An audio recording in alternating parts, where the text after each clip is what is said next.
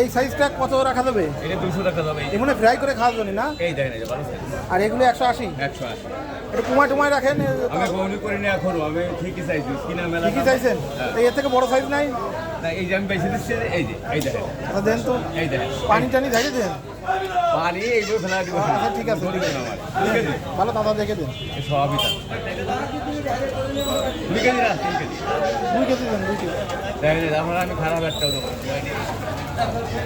থাক, ওই তো হয়ে গেছে মনে হয়। 2 কেজি হয়নি?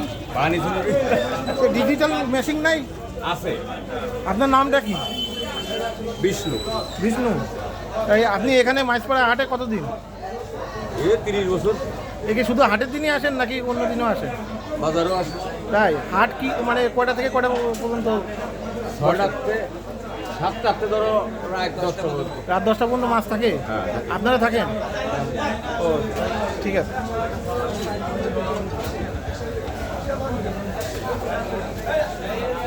মাছ তো ফার্স্ট ক্লাস মাছ নাকি? কত কইছে বলুন? আমরা ডিজিটালে দিচ্ছি যা। আচ্ছা ঠিক আছে, ডিজিটালে দিয়ে দেখেন।